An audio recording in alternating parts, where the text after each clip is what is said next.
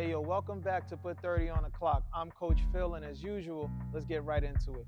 High school players, middle school players, this is for you, but once again, there's something for everybody here.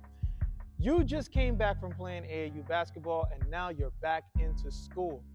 This is for you because I've been hearing quite often a lot of like big names saying, oh, AAU doesn't teach the kids how to play anymore. Back in my day, AAU used to be, they taught the fundamentals, they taught you how to play. Now it's just games, games, games, games, games, right? And on the surface level, I agree with that, right? I agree with that. However, this point must be made because it's really serious. AAU doesn't really have the capability to be a place to learn how to play. AAU can't guarantee, like whether it be club basketball, whether it be circuit basketball, whether it be AAU basketball, whatever you want to call it, right? We just use AAU as a blanket term for all these different kinds of basketball. But it can't really be done there because you can't guarantee loyalty. You can't guarantee attendance. You can't guarantee that the people will be back tomorrow. Anybody can play for 3, 4 teams, right? Anybody can just leave this team and just go somewhere else. People move. You know what I'm saying? In the summertime, I know this is wild, but parents get better jobs in different states, and sometimes they move. Circumstance says that you got to go over here. Sometimes parents is like, you gonna spend time with your family up north or down south, and players just disappear. So you thought you had 10 going into the summer, coach, AAU coach, you got 6. Things happen. And you just can't guarantee that people will be back the next day. Hell, you can't even guarantee people will practice 3 times in a week. So AAU is not really the grounds where you don't really have the grounds to really teach like that unless you find a special group or unless you put your foot down. But the crazy thing with putting your foot down is people just leave and go somewhere else because the coaches are not united. The organizations are not united in saying, hey, we're going to teach our players, we're going to teach our kids how to hoop for real. It's so competitive and people are so busy trying to win and create a name for themselves and make money on the backs of these kids that there's no such thing as caring about the kids and teaching them what they need to know for their benefit. These kids are seen as nothing more than kind of like a meal ticket. And unfortunately, their job is to feed the organization. So these organizations are catering to them. Hey, we got new shoes. We're gonna play in this tournament. We're gonna see this, that, and the third. We're gonna be over there, and we're making all these promises. And it's in order to attract the kids. It's in order to sell the parents a dream, but it's not to develop them because they're telling them, hey, we're going to play here, we're going to do this, and I promise you're going to get seen by this coach, da da da da da da. You, in order to keep all of these promises, like you got to do that. So when you do that, you think you're going to hold the kid accountable? They're just going to go to the next person. When you say, hey man, I need you to touch the line, it's like, coach, what? It's just going to bounce and go to another team. So if you can't hold the players accountable, I mean, and forget about the players, talking about the parents too. Sometimes the parents don't want you talking to their kids like that. And times are really crazy right now. If you can't hold the players accountable, if you can't demand excellence, if your hands are tied so badly because the entire environment, the culture is jump from team to team, right? This whole transfer portal culture, like it existed in AAU way before college. Don't get me wrong, but it's like it's a culture now where people just jump from place to place. Because of that, you can't really teach much.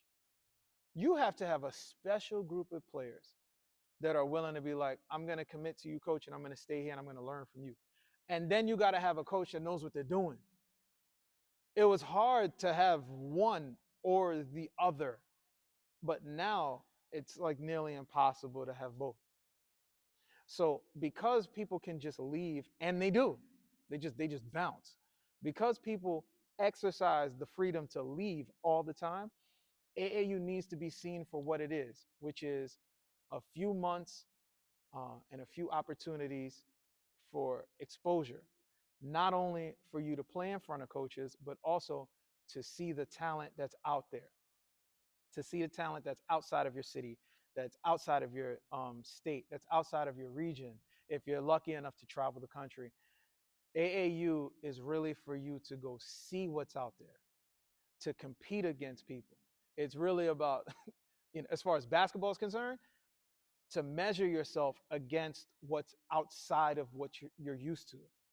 But if we're talking about development, um, until as a culture we can start holding kids accountable, until we sacrifice our incessant need to compete and try to like make money off kids and all this other crazy stuff that goes on and make a name for ourselves in our program. My program does this, and this player is a alumni of my pro. They call these players alumni of the program, and these players played like one tournament for him. It's like he's not alumni. He was visiting one time. But hey, what do I know, right?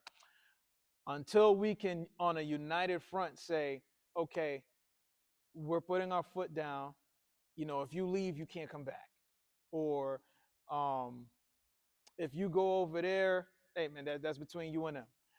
Until you start holding kids accountable, AAU is not a place where you develop players. AAU is a place where you gain exposure.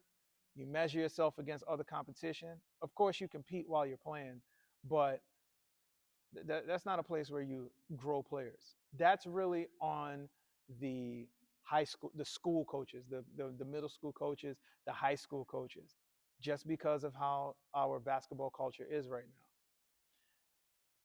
You could say that that's terrible. You could say that that's sad. You can say that that's embarrassing, but you at some point have to come to the realization that as long as we as the adults remain as competitive as we are, this is going to be the end result. Nothing changes until we as adults, in a unified manner, say we are going to care about developing the kids. There's far too much money being made, and there's far too much power and influence and all this other stuff that's happening behind the scenes for that to happen. I personally believe that if you're looking to develop your child in AAU basketball, you are wasting your time. You're wasting your time. You develop, privately on your own. You develop with the school coaches. Um, Maybe you find a club that stays local. But as long as you're playing AAU and as long as people are making money and making deals, they are making deals. NIL has found its way into high school now. You think that's not going to follow into AAU? Like, as long as there's sponsors, you can kiss development in the AAU circuit, in the AAU realm, goodbye. It's over with. So I hate to be the bearer of bad news for anybody who was holding out hope, but there's too much money involved, and there's too much power and influence involved. So the change is on us as adults. So if we don't change, this don't change. We ain't blaming the kids for this. This is Coach Phil. Appreciate you spending the time with me. You could have been anywhere else in the world, but you're here with me, and I cannot tell you how much I appreciate that. Like, share, subscribe. Send this to somebody you know, because you know somebody needs to hear this. I'll holler at y'all next time.